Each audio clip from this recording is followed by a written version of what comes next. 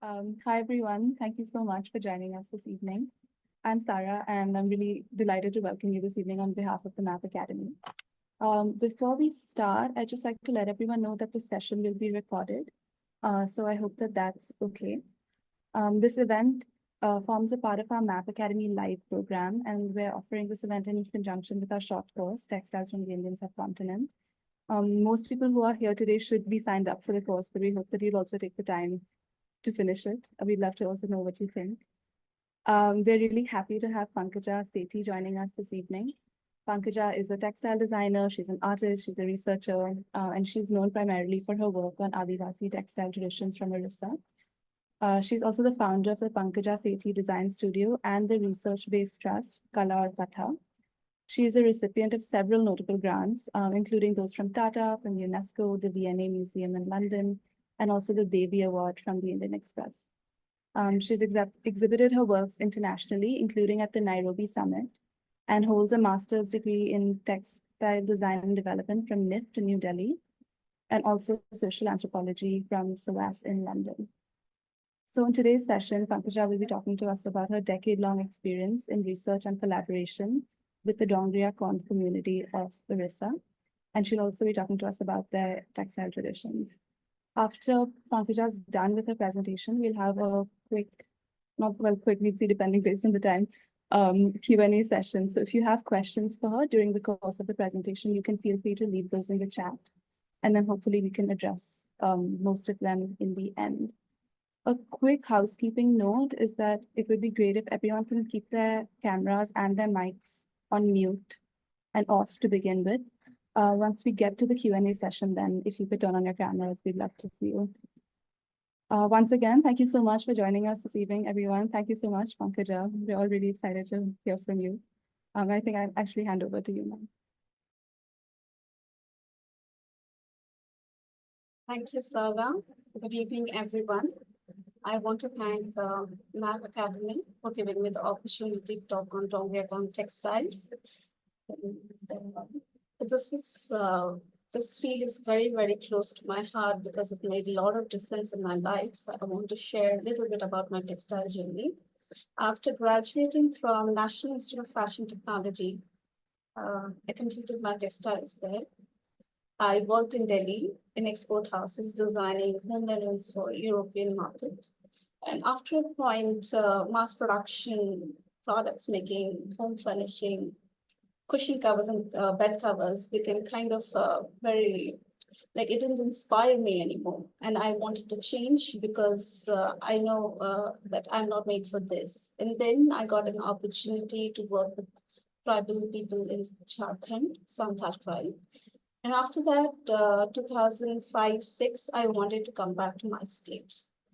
And the first state, in the first area which I wanted to visit was Dongria Kondh. That time I was based in Delhi. When I talked to some people, the local NGO, and everybody said, because these are very remote, and they said, you can't go there. Because they challenged me, I said, I'll definitely go there. My purpose was to see the beautiful textiles and also to see the Dongria Kondh artist in their local environment practicing textile. That was my main objective. So it was around 2006 when I went there, and Dongria Kondh friends, because they're very close to me, I've learned a lot from them. The meaning of nature and culture, how human relations are connected with environment. And this also changed my thought process from design to research work.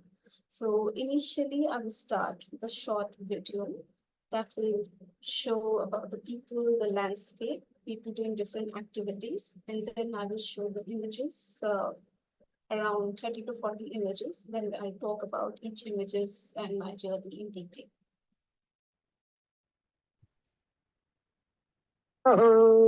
Abane barazare, ababuda razare, abanaji kanda, abapidor kanda.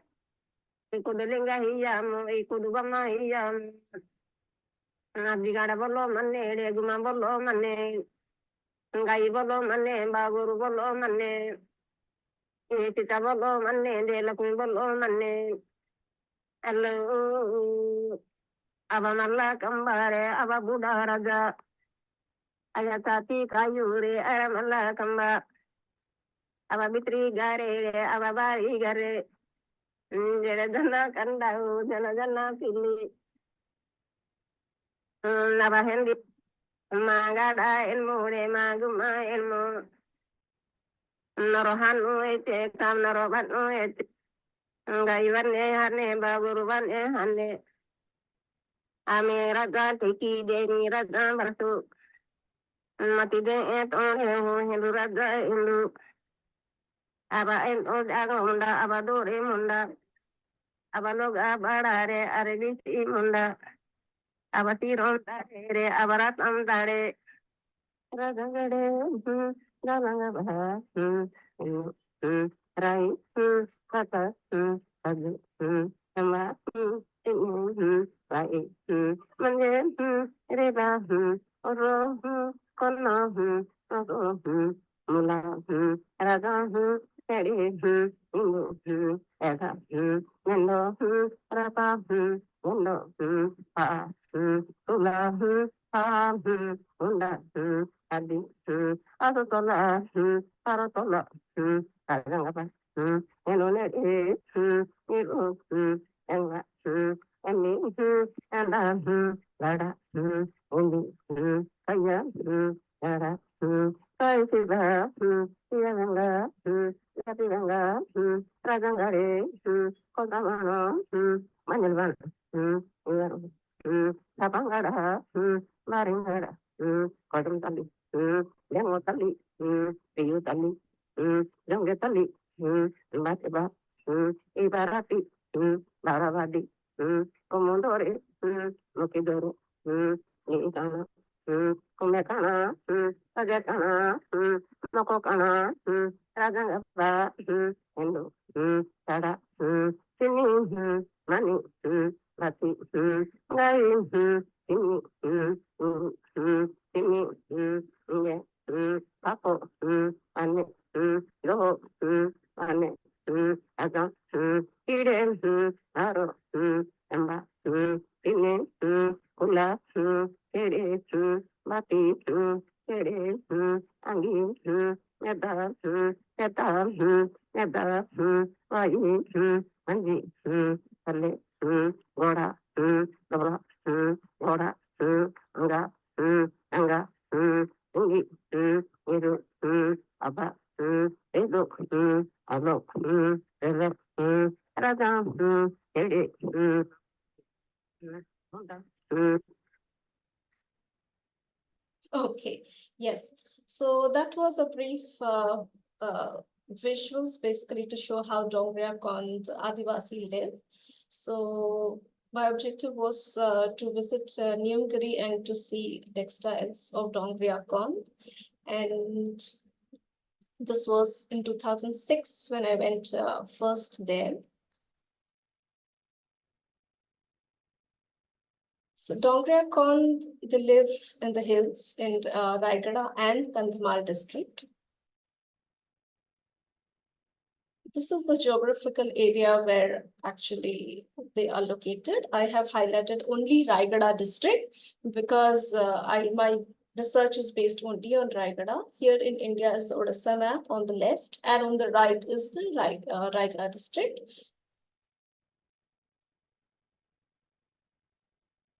So Dongria Kondh are Adivasi. Adivasi means the First Nation people, the indigenous community. They are the first settlers.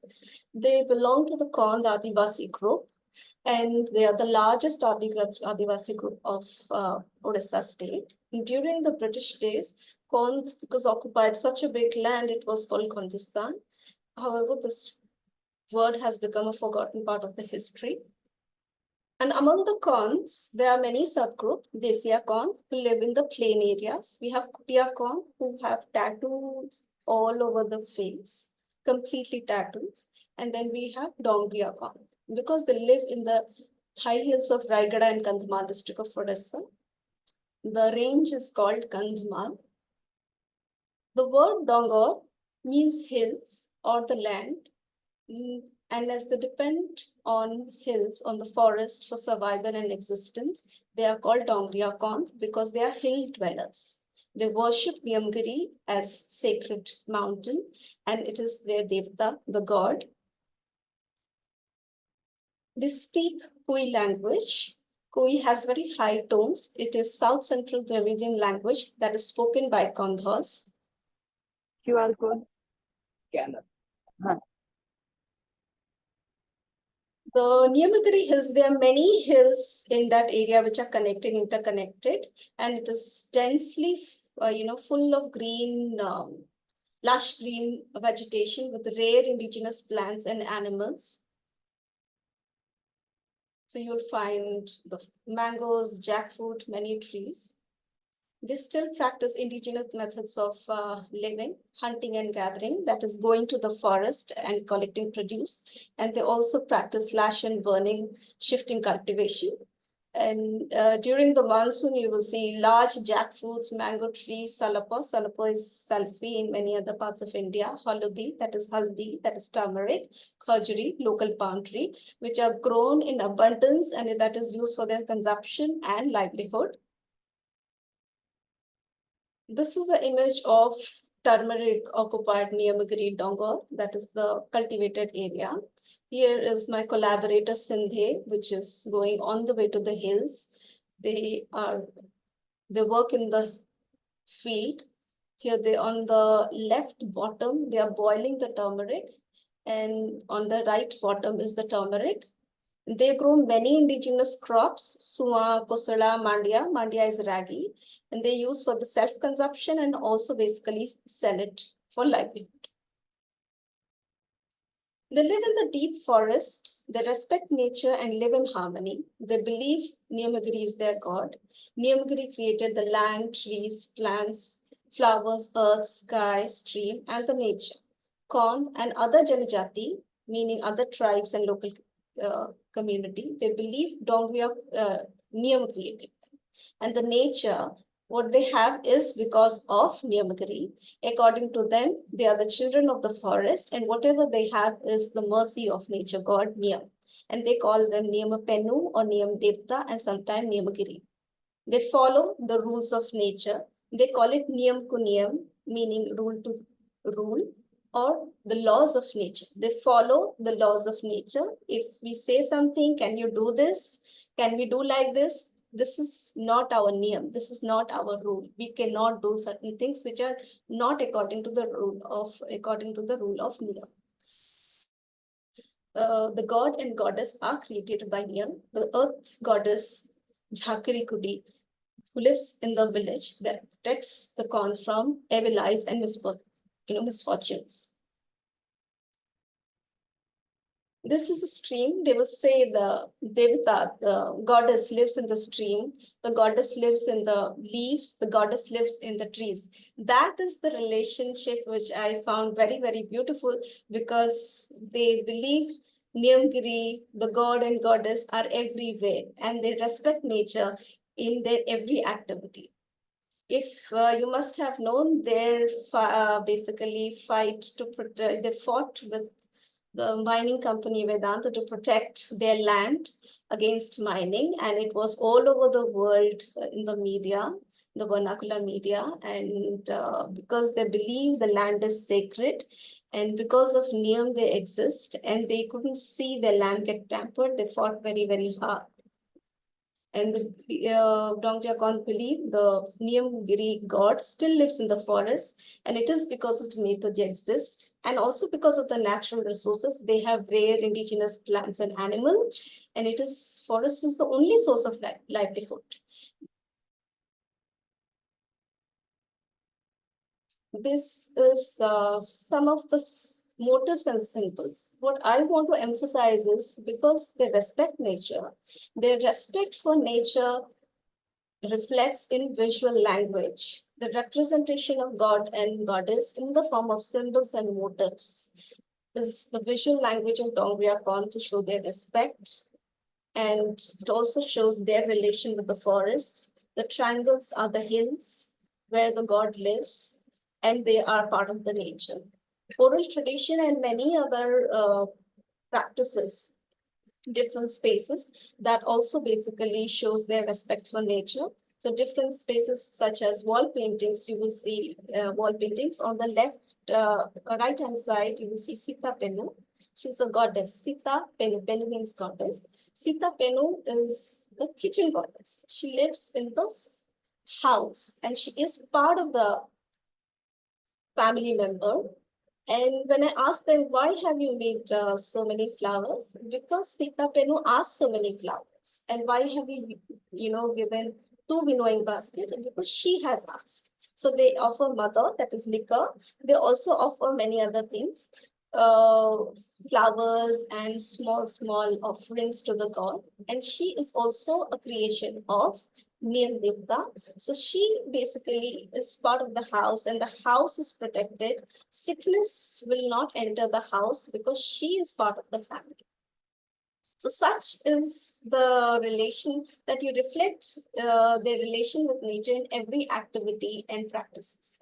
So apart from wall paintings, you will see axe, door tattoo, body tattoo, and embroidered textile motifs, which we will cover later.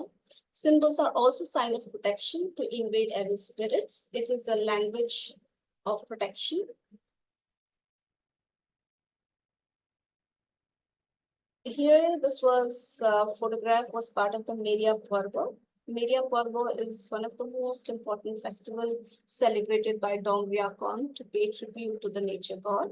So here you can see it is very decorated with the dhokra metal, and this axe will be worshipped after the festival. This was used for basically sacrifice. And Dongria Kondh also believe that because they say that whatever they have, it belongs to your name Raja. So sacrificing buffalo or goat is asked by name. They are not doing it. It is basically Niyam Raja who is asking it. And because of his demand, we are giving blood sacrifices. Once upon a time, I mean, during British time, they also sacrificed humans.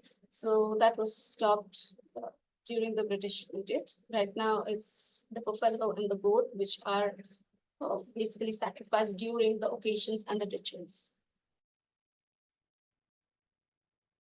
Here is the image of Dongria Kondh village, Kochri village. So the villages are arranged in linear order. Usually they will have 2 rows of houses opposite facing each other, and they will have the earth goddess Jhakri Kudi in the center, and they will have another basically linear order houses behind that. They will have front entrance and also have a back entrance of the house.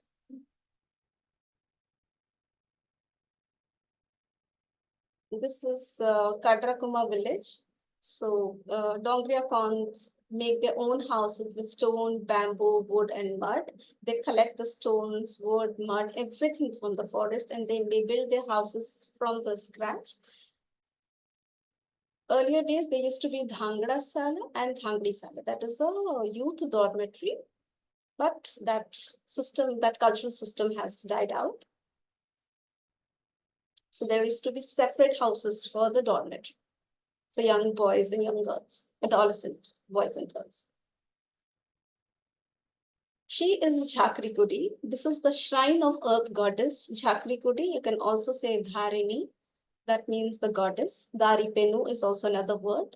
Another thing also I want to say, my research is also based on the conversation with the Dongria Kondh women. So oral tradition vary from one person to another, one village to another. And after certain years, the oral tradition also changed. Here in the painting, you will see triangular pattern that again represents the Niyamgiri hills. So they show their respect for Niyamaraja. They make also to offer flowers. They have painted the flowers inside the house. And during the Media Parva, all the dance, ritual, function, everything happened. So in 2007, this was just one day before Media Parva when I had gone there and I have photographed. So people would be basically beating tambourine, they will be singing, they will be dancing, they will be making leaf plates, lot of sacrifices. People will come from different villages to one village just near the Jhakri Kudis. She is the main goddess. They also believe because she's the protector of corns created by Niyamaraja, during the night when she's asleep, she will form into tigress, and in case any bad spirit come, she will chase it away. So this is their belief that God and goddess of Niyamaraja always protect them, and it is also their duty to protect the land and the culture. Here is the photograph of Mirya Parva. On the left, you see a woman making leaf plate, and there's also a very young girl. Now you don't see young girl in their gonda in their traditional costume. So they are beautifully decorated and they're making leaf plates. On the right is the Bijani, the woman priest. They are in trance and they are dancing in the honor of Niyamgiri. When they have important rituals and ceremonies, it is the Bijani or Jani, the priest. They communicate with the ancestors by doing many ceremonies and rituals. And the first offering of crop is basically offered to Jhakri Kudi, which we just saw, by sacrificing goat and buffalo.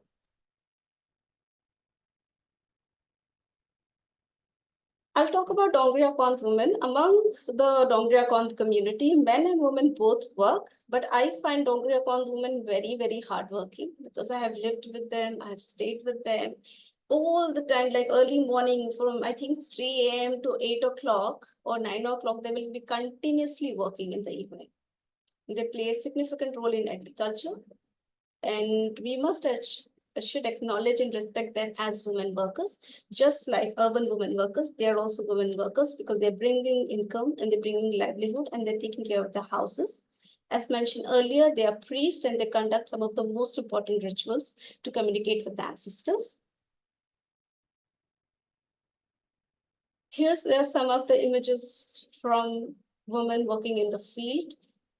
Early morning around 3 or 4 o'clock, they will go to the dongar, that means high hills. So on the hills, there are some villages, and then they again go on top of the more, on the high hills to basically to cultivate the area, and they will come back in the afternoon. And during whatever the produce of the crop is, they will carry all this on their head and they will walk miles and miles in barefoot and go to the hut and basically sell it. And sometimes after selling, they will bring some sweets for the young people. Dongria Kondh children, they take care of their children, and along with all the household work, they also manage, basically take care of seniors. So the pressure, the amount of work they do is incredible. This I will talk about I'll come back to my field visit. This was 2006. And when I told you that someone told me you can't go there because it's remote, I said, no, I definitely want to go there. And this was February, then after that, I got an opportunity to work with Dongria Kondh women in a workshop that was supported by the government. Here is the workshop, which was in Raigada town, that was not in the village, and it was supported by a director of handicrafts and cottage industries. And Dongria women, they came from different villages for the workshop. Usually somebody goes and calls them. So here I can see Sukri, Tipli, Ando, and Bado. They are my friends, and they basically know the textile craft and they have inherited from their seniors. But there was a natural hesitation between us because they thought she's a designer who has come from Delhi, and we don't know what she will teach.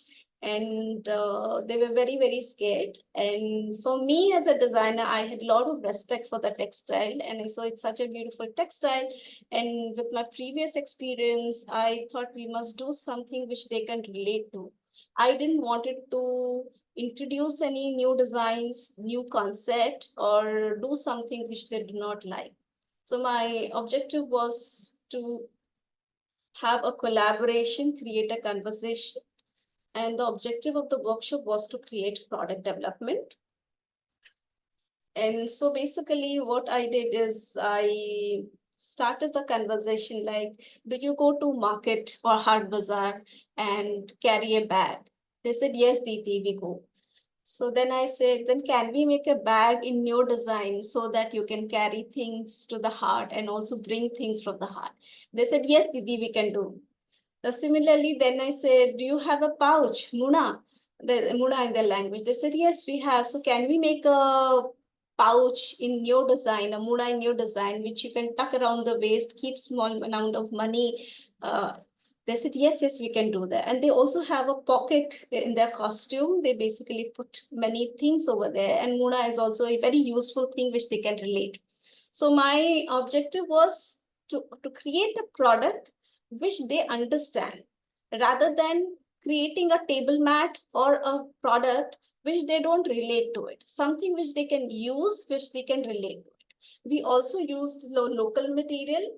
We went to the market and got some material so that they also understand the materials can be local materials can also be used for the product. So my objective was not to create for a niche market. My first objective was that they understand what is product development, why we are creating it, and if they can use it, that is the most important thing, because they make textiles for their personal purpose. Here, this was part of our workshop. Ami on the left, she's Vadake Ami. We gave them small pieces, and that time I realized they can't use a scissor, and scissor is not familiar to indigenous tribe, and scissor is something which came from outside. And this kind of katuri, this is called katuri, it's a small sickle-shaped tool that is fixed to the hair, and it is a multi-purpose tool which they can use, which they use to cut the vegetables, fruits, nails, everything. And it is always stuck to the hair. So here, these are some product. This was another product. We made a belt because they have a belt around their waist. So that was also my another question. Let's make a belt because I see you are wearing a belt. And if you see closely on the left hand side here, there is a, around the waist, there is a pocket. And they also wear metal belts. So here we try to make locally, we use locally material and we create products which they can understand and which they can use. This was another interesting product we made when we were making a bag. I basically wanted to tell them, let's say, after making the bag, we use the footpad material here, which I bought from outside. Can we make a tia? Tia is the small pom-pom embellishment, that kind of a tassel thing, which they usually have around the kapra, the textile shop. Can we have a tia? So they added one. Then I had to literally tell them tia. Then they said they added another one. So I had to, because they were so obedient, so I had to literally tell them tia, tia, tia, tia, tia. And then they understood and they added the tia all over the bag. And yes, another most important thing, because they spoke Kui and I was speaking Odia, there was a language barrier. Some of them could speak Odia. Vadake Sindhe, Ammi, and Nedamani Mandika. But because I think because we had a language barrier, our workshop was full of laughter because we used to make signs, gesture to understand, to give instructions to each other. And even when we didn't understand each other, we used to be, always laughing at each other. Because I am saying she's not understanding what she's saying, but overall the workshop turned out to be very, very good because it is the language of love, which is the most important thing of communication. That's what I've understood in my 20 years of experience working with tribal communities. This is another image, a very fond memory after the workshop. When I used to wait for the local bus, two of them, Sukri and Wake, they used to wait with me and they would be embroidering small pieces because the workshop needs some basically small pieces for making product. And here we are sitting together, and when my bus comes, they will go back to the workshop area. And we became such good friends during the workshop, and I thought I learned so much from them. And I also learned the name of the motifs just by pointing fingers. I used to point fingers on each motif, then they will teach me this is Kanka, this is Kanu, this is Khandwa, this is Keri. And that's how I learned small motifs. And this was also a very important turning point for me because I'm coming from a design background and I started writing stories. And when I started writing stories and understanding motives, I understand there is a language beyond design. And that time I thought my design knowledge is limited. I need to understand more. I need to understand the material studies more deeper. That was the time I basically got interested in more anthropology and cultural studies. After a year, I visited them because that time roads were not there. I used to climb 3 hills, 5 hills. Here on the left top, I basically climbed 5 hills to reach Hundichali village. On the right top, here I'm showing some of the images of Meria Parva, which happened in Khajuri village. And all of them, they are watching the laptop and looking at the images.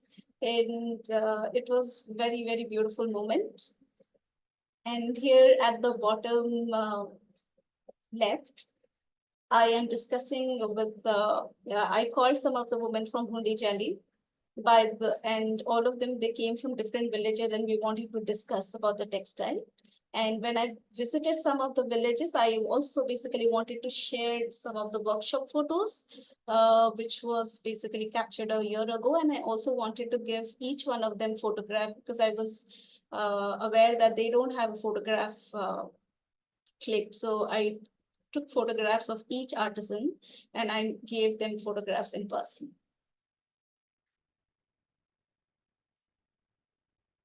Coming to costume, among Dongria Kondh, the community, men and women both are very fond of decorating themselves and ornamentation. Men grow their hair long. They will have a small hair bun on one side. They will also have multiple clips in the front. They will part their hair. They will fix a comb, flowers, and they will wear 2 nose rings instead of 3 nose rings. They will carry an axe and arrow when they go to the forest.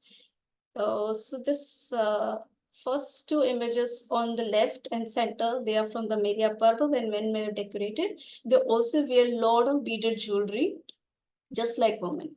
And they will, initially in early days, they used to wear loincloth. You will still find many older men wearing loincloth. And because they go to the forest, they will have a gamcha or a shawl, a towel on their shoulder. During occasion, they will wear a kapda kanta shawl. Dongria Kondh woman, she's a young girl. I took her photo in 2007. Gonda is, I don't want to use the word sari because sari is a very modern word which came later. I prefer to use the local word. So they call it Gonda. It was basically a unstitched coarse fabric. Nowadays they buy locally available sari and they wear it. So here the Gonda is basically wrapped around the bottom and basically they cover the torso and they tie a knot behind the back. And they also create a pocket around the waist in the costume with the help of the waistband by tucking and also with the help of waistband. In that pocket, they carry money and many other things inside the pocket.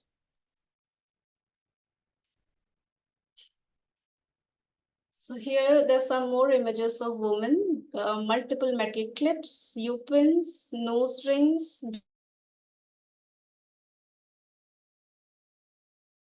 earrings. They also have tattoo in their bodies. That tattoos are also small triangles that represents the Niyamgiri hills. These are some of the ornaments, the metal jewelry, what they wear, and the beaded jewelry. These beads, they buy from the local traders from the heart, and they basically join them together and make bigger beaded jewelry. And these are finger rings made of dhokra, which a community called Pano. They live in another village. They make the jewelry and they again sell in the Hat Bazaar. Here another Dongria Kondh woman who is decorated for, ready for the ritual with a lot of metal ornaments and beaded jewelry. I'll talk about the Kapda Gandha shawl and the Gonda, the base cloth and the Kapda Gandha. It was made by Dom community, which they belong to the Dalit and Scheduled caste community. And they used to weave on the pit loom. So that was a mutual interdependence on one community on the another community. They weave the cloth for the corns and they basically were able to earn their livelihood. Over the years, because of local material available in the market, the corn people didn't want, basically, they started buying less, and the Dom community also stopped weaving. So here, the person Ramahia in a village called Chigdi, he just lives under a forest. He had a small hut and a pit loom. He's the last weaver from Dom community who is still weaving for legacy, for continuing the legacy and also for livelihood. On some days he practices farming and some days he also practices weaving.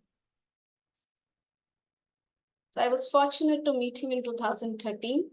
So there's no one who's weaving anymore. Coming to Kapda Gandha Dongria Kondh textile, which I think is a very, very special textile and is the sacred textile because it is the story of Niyamgiri Hills is rendered on the textile, the motifs, the triangle, the patterns, and the circular pattern. I will talk in detail about each motifs. So colors, usually they use the red, the burgundy, yellow, and a green. So these are locally purchased threads. The local traders, they buy from Vijayanagaram and they buy in the heart. And here they are embroidering textiles. And we don't know basically when did they start using these color and whether these, they dyed color or somebody used to dye in that area. But they have been using these colors since many, 20 or 30 years or maybe more, as far as I know. So here the threads are called Nulu. And here these are the some of the colors what they use for embroidery. Red, we see if it represents red and burgundy represents the sacrifice, the blood sacrifice for Niyamgiri, yellow for the turmeric, and green is for the fertility. So overall, because turmeric is very auspicious in their culture, so these colors are very, very significant in the textile process. The base cloth Gandha also, which the Dom weaver makes, that also has red and yellow border on both the sides and also both the ends. And they follow the basically pattern and embroider. Here, basically, some of the Dongria Kondh women in Khajri village are embroidering when I visited them. Usually, they sit together in groups in leisure hours, and they are farmers, so they don't do it as a full-time thing because most of the time they do farming and they embroider during the rainy season or in the late afternoon. In early days, adolescent girls, unmarried girls, Dhangari, she used to learn from their peers about the culture while living in the dormitory. However, that system has died out. She's another artisan who's embroidering textile. Because the embroidery process is very, very slow. It is similar to basketry. It is 2 threads in the warp and 2 threads of in the weft. So those of you who understand textile process, so they count each thread of the fabric, and according to the construction of the fabric, they take the needle. Usually, they use the sum of the basic stitches, but because they follow the construction of the fabric, the process is very, very slow. Sometimes they loosen the thread of the original fabric, and sometimes they also remove certain threads so that basically the thread can basically interlace with warp and weft and becomes very dense textile embroidery. And because the process is very, very slow, it takes months to embroider a shawl. Many of them, they don't want to sell their textile. They prefer it to be, their personal possession. Sometimes the local agency, the developing bodies, they consign them to make smaller pieces. So they provide them cloth and they also provide them the threads. And they get an honorarium for embroidering the kapda on the shop. So I mentioned they count as per the construction of the fabric, the render motifs. The stitches are similar to satin stitches, buttonhole and straight stitch for embroidery. So they are little manipulations, but they are basically completely covered with the threads, the kapda ganda. And they use a very long needle. So you can see how intricate it is. The threads are also plied. For some motifs, they also ply the thread, especially for khandwa, which I'll mention later, so that basically when it is complete, it looks, it doesn't basically, it stays with the pattern of the fabric. Coming to motifs and patterns, I'll talk about each motifs and the stitches. First is kanka. Kanka is a circular motif which you see in between these two triangles. Kanka means also the eyes of the goddess. Here, the stitch is similar to buttonhole stitch, where they are using three colors. First is green, the red, and the yellow. And so because here the goddess is there watching them, it is also basically a protection sign. Second motif is Kudalinga, that is those triangular motifs which is parted from the center, which is outlined with hipa. And here the basically patterns have a twill bead, which is a technique called keri. And the Kudalinga means house of the goddess, where goddess reside. So the goddess and the eyes of the goddess, these are very important symbols for Dongria Kondh. These are, again, as I said, very symbolic motifs. Hipa is a border which is used when they finish a design. Once I asked them, why basically do you make this hipa? So she said, one of my collaborators said, when you finish a sentence, you draw a line. Similarly, we finish with a border called hipa.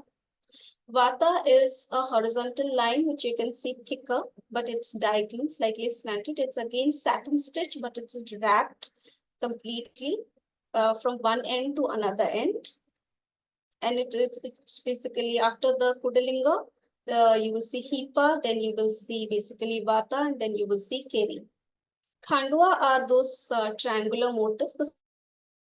These are smaller triangle. For this motif particularly, they twist the threads and they embroider it. These are basically floating threads, and because it will be much stronger, they take from one end to another end.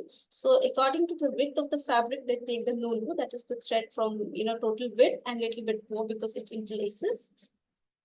Khandwa again represents the Niyamgiri hills. Keri are the diagonal pattern what you see, and usually they are in multicolored. You will see yellow, red, and then the vata will appear, and then the green and the red, and they will change the color after small intervals. Keri represents the shifting cultivation, the farming land of Niyamgiri.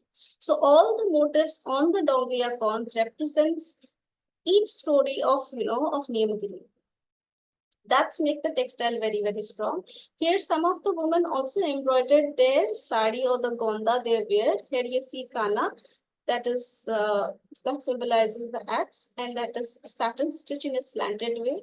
And there is tia. I don't have an image, but these are small pom-poms, but they usually add those pom-poms as an embellishment to the shop. So in my understanding, when I started understanding Kapda Gandha textile, it is the story of Niyamgiri. It represents the Dongria Kondh's relation with the nature, their respect for nature. And it is a textile art that is a story of resistance that narrates that our Niyamgiri is a sacred land. The motifs becomes a symbol of power and the protection language.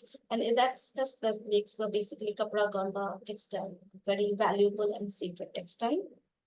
So during this is another image. This is the Kapda Gandha is also a sign of love, because Kapda Gandha, the textile, is exchanged between partners, that is Dhangra and Dhangri, unmarried man and woman, as a positive gesture and a future courtship between the partners. And it's also a prized possession of Dongria Kondh women. And if they like somebody, they give textile to them. If they don't like it, they don't gift it. Men usually give them a little bit of bhang to impress the women. And here, women are all decorated and waiting for their dhangra. Somebody will come. And usually during the Meria Parva, where you will see a lot of women, because it's the festival to basically to celebrate, and everybody wants to be happy because most of the time they work so hard during the ritual, they celebrate. After the festival, they will all elope. Some of them will elope in the forest, and next day they will think they are free to choose their partners. So overall, my working with Dongria Kondh relation is Kondh's relationship with nature. During some instance, when I remember, they say they said Niyama Raja Rissa hai jayegi. That means Niyama is angry. And that time I thought they understand the language of nature there. And they can listen to the nature. When there is no water in the stream, they will say Niyam Raja is angry and we must offer a sacrifice, a sacrifice of food or something so that, Niyam Raja will be happy. So this is the intangible relationship. And my question is, will I be able to understand this language of Kondh's relation with nature? And this also made me think, especially living in urban spaces, do we have the same relationship? Will I be able to ever understand this? So these were some of the questions. And working with this community, I also got interested in social anthropology, and I got interested in more studies. In the end, I want to thank my Dongria Kondh friends who gave their time, because I've lived with them, I walked with them to the hills, and they've given their valuable time to them.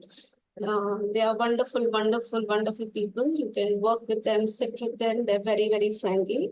And I want to thank photographer Pankaja Sethi, who has traveled with me to the remote areas, because for hours, sometimes we don't get food, especially during the dry season. And I want to thank MAP team and all the audience today for listening. Thank you. Thank you so much, Pankaja. It's just been such a privilege to hear about your work, to learn about the community, about their textile practices, the motifs, the symbolism, even actually the jewelry and the ornamentation. It was just such a treat to see all of it. So thank you so much. My pleasure. There's a number of comments that are coming in the chat. So perhaps we can now move to a quick Q&A session. So I'd be happy to read some of the questions and then maybe you can answer.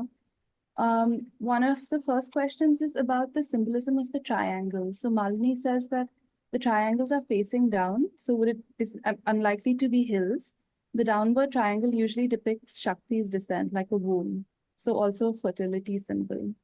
Is that something that's also common in this practice? And no, the triangle represents the hills. Basically, there are two sides, reverse in both the sides, and it is symmetrical. And maybe in some patterns, it is showing down because the way the photograph is taken. And sometimes the Putlinga is facing down. There's another bigger triangular. It is because they are the most indigenous tribe, and they are the first, basically, the first settlers who worship nature. They are much, much different from the Hindu culture. Their way of worshipping is very close to nature. Everything represents nature. So because nature is there in front of you, the trees, the land, and everything. So it represents the triangles, the hills, the Niyamgiri. Okay, thanks for clarifying. The next question is actually, I think, based on one of the images you'd shown of the women with their hair clips. So Isha says the hair clips or pins are really fascinating. Do they make these locally? No, I think I said that that they don't make it. Only the beads they collect from the local heart and they join together. There is a community which I mentioned during the talk called Pana, who are again Dalit and scheduled caste. They live in a different village. Because the scheduled caste and scheduled tribe both live together in the surrounding, and they're all dependent on each other. Like the weaver, he weaves for them. There are people who basically make the jewelry, and basically they also sell it to the Dongria Kondh people. Yes. Thank you. Next question is in relation to the Kapra Banda fabric, which is that what is the base fabric? The base fabric I mentioned is the Gonda one is what they basically the Kapra Gonda is a thicker, very thick fabric. It's coarse fabric. It's very heavy, which is basket weave construction. And the fabric is woven similar to kind of a matty cloth, but much softer. It's 20s count cotton, and it's kind of loose weave, and you can count the threads, and you can take the longer needles and you can embroider. We have another question in relation to the Kapra Gonda. Where can we purchase a shawl?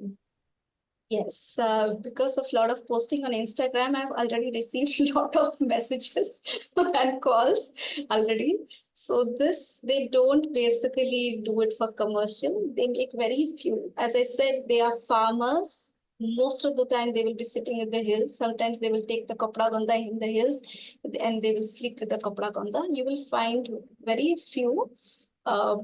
You can buy from the government shops. Most of the things, many websites are selling, but they are duplicated.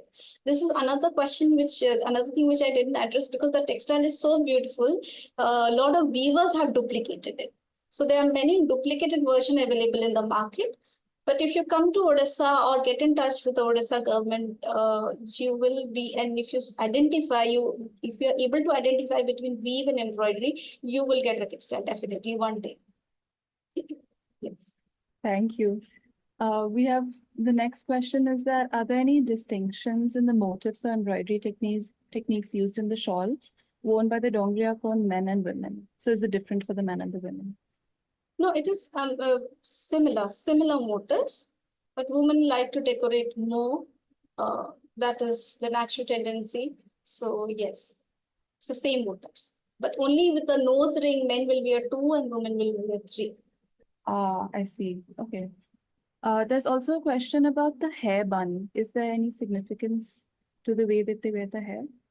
The many tribals, the Konds, the Kutia Kondh, Tesia Kondh, they all have the similar hairstyle. Even if you go to Andhra Pradesh, you will have, I haven't done much research on hairstyles, I should do, but even if you see the sculptures and all, you will see hair, have a bun on one side.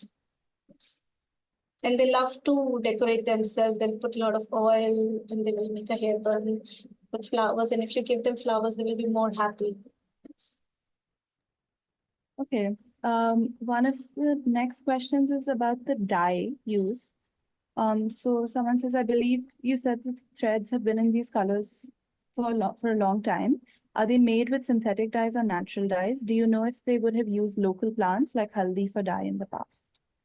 Probably, but we don't have any reference to talk about, any historical, like we don't have any papers to see, because people came in contact with the tribes very, very late.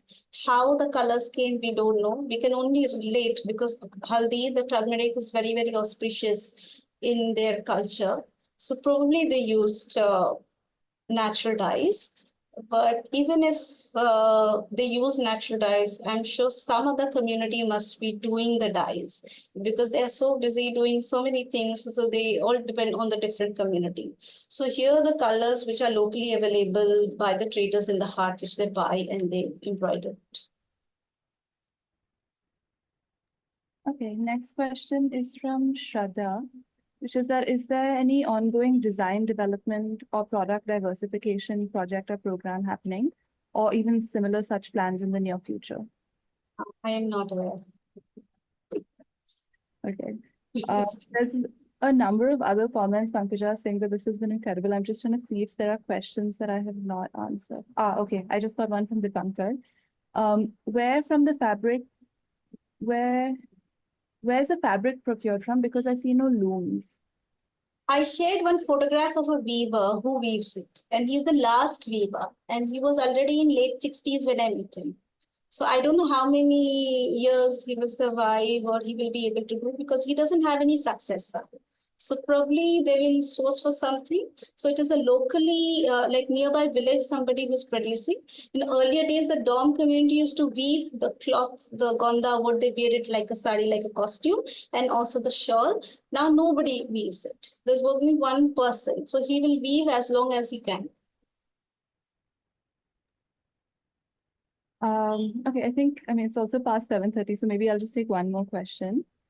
This is from Usha. Is there language Kui? Does it have a script, or is it only an oral tradition? And if so, is it being preserved in recordings, etc.? Kui is the Kondh language, which is used in tribal communities. The language is recognized by the government as a language. Otherwise, most of the documentation say it as a dialect. I also prefer that we should also say it is a language because it's a very old language and it is a Dravidian linguistic group it belongs to that. So it's a very, very old language. The script, I don't think it has been formed. The script is there, triangles and symbols, what they basically narrate. If you see the Aboriginal caves, they always have symbols. So some tribes like Santals, they were very, very strong warrior tribes. They formed this script because they found the need of it. The Kondh also like a very, very strong warrior tribe, but they did not develop any script. Probably they will write in Odia and have a Kui accent. I see there are a few more questions coming in still. Yes, Maybe I can take it. Maybe we Yes. can take one more. Okay. So the decorative continuity between their clothes and architecture is interesting. Are the interiors similarly decorated with textiles, furniture, and other objects? No, it is not like urban house where you see the interior zone. Usually you will see the wall painting, which will have triangles and symbols. So if you want to consider it as an interior decor, yes, but no, it is actually their goddess who lives there. You will see carvings in the wood that will also have triangles and the basically diagonal lines which represent symbols of the hills. And that these are again their protection language, the language which protects them from others. So we have to, another important thing is must understand the cultural thing. When we go study a culture, we have to sometimes think according to their culture. We don't have to think always from urban to the rural. We have to understand within their perspective, within their culture. Yes. Okay, last one, and then we Yes. can end. Is the government doing anything to preserve the textile? Yes, my first workshop was supported by the government. And that was, again, there was an initiative because this textile is dying out. They tried to train women so that they can weave the entire pattern in basically in weaving, which I think is wrong because if you're doing technological changes, it will not have the same valuable meaning. It is not sacred anymore. And that's what I mentioned. It has been copied by weavers across Odisha in different states of India, the triangles and the patterns. But my point is, again, they will not understand. So the government is doing it, but I am not aware of what's happening currently at the moment. I visited last year, but I haven't visited after that. Some people are doing on their own. I work directly with artisans. Thank you so much, Pankaja. I think we should probably end there just in the interest of time. But this is All just right, an yes. incredible presentation. Thank you so much. I'm sure you can also Thank look you. at the comments. It seems like our community has really, really enjoyed hearing you. Okay, I haven't checked, yes. We can share them with you later, but it's really been Yes, an yes. incredible session. So thank you so much. Thank you to all of you who also joined today. We're so happy to see a lot of familiar faces, familiar names. And we hope that you'll continue coming for our Map Academy live events and talks. We hope that everybody who's actually signed up for our Textiles from the Indian Subcontinent course will continue to take the course, finish it. We'd love to know what you think. You can always write to us if you have feedback. Please also do follow us on Instagram. You can sign up for our newsletter. We have a bunch of projects happening at the Map Academy, and we'd love to have all of you give us a feedback, look at what we're doing, and hopefully we'll see everyone soon again. So thank you so much. Thank you, Pankaja. Thank you. Thank you, Sarah. Thank you, Map Academy. Thank you, all the audience. Thank you. Thank you. Bye. Bye-bye.